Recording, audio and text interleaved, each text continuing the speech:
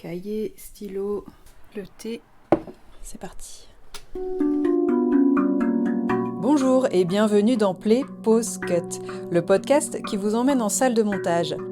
Je m'appelle Yasmina Jaffry et cet été, j'ai envie de vous faire découvrir ou redécouvrir des extraits de la première saison.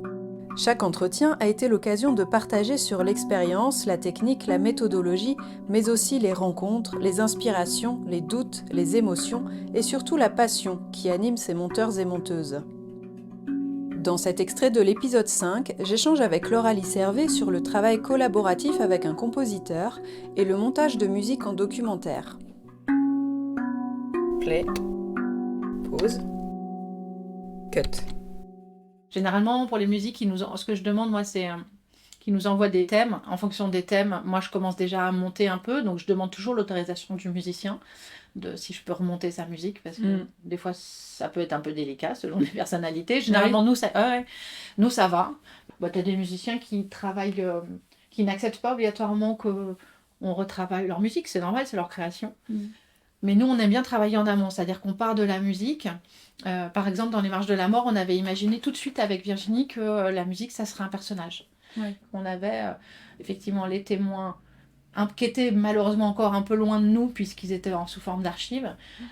Ces petits témoins-là, la grande histoire, et que la musique incarnerait l'absence, en fait, parce qu'il y a très peu d'images de ces marches.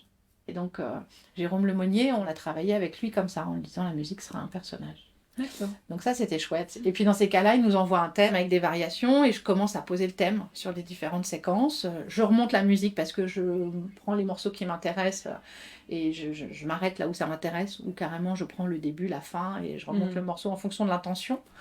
Et après, je fais des allers-retours avec lui, je lui demande son avis, ce qu'il en pense, et où je place les musiques aussi, parce que de temps en temps, j'entends des choses que lui n'entend pas, ou des intentions qu'il n'y a pas.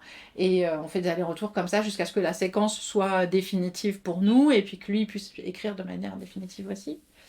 Donc après, il réajuste au dernier moment. Et là, sur le dernier film qu'on a fait avec lui, qui est sur la rafle du billet vert, on a fait de cette manière-là, mais en plus, il a enregistré avec des vrais instruments une partie des morceaux, donc ça, c'était génial. On a été à l'enregistrement en studio avec des instrumentistes, ça, c'était vraiment chouette. Ça fait une autre ampleur, quoi. C'est vraiment, trop bien. C'était chouette.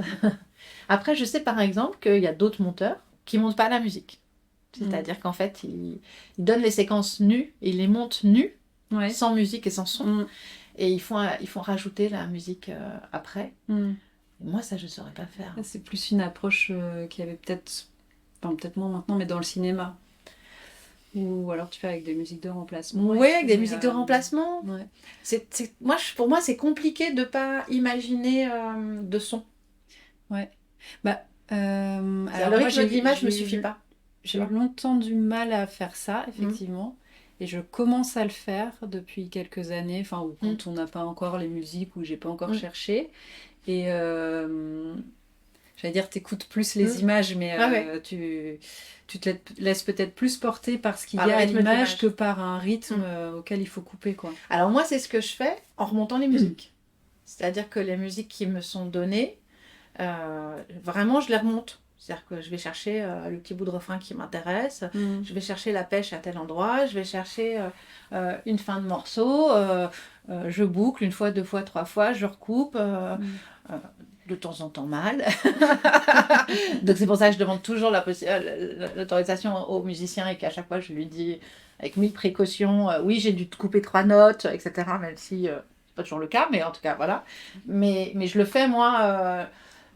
j'adapte les musiques en fonction du rythme de l'image. Après, effectivement, peut-être moins, et je me sers des deux, tu vois. Et peut-être aussi qu'un rythme de musique va me donner une autre impression. Moi, j'ai eu plus de surprises en montant des morceaux de musique, par exemple, avec Jérôme, notamment, quand il nous a fait des propositions complètes de morceaux, parce que sur le dernier film, sur la rafle du billet vert, il y avait des séquences...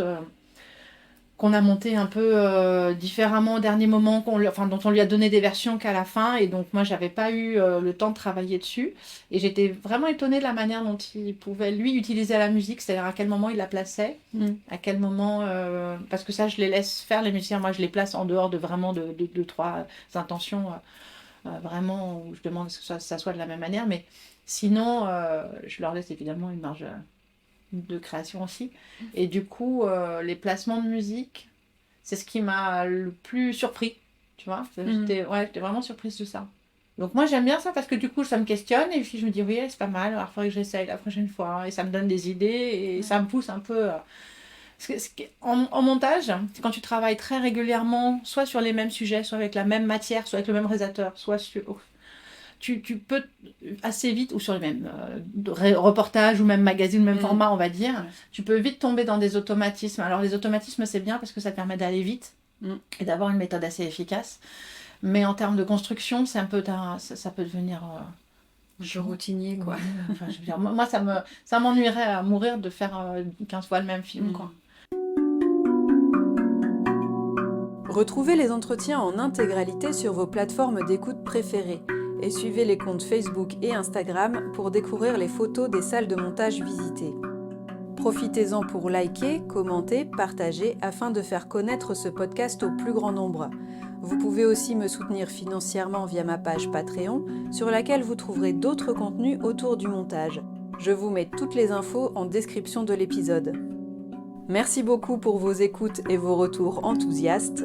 À très bientôt dans Play, Pause, Cut.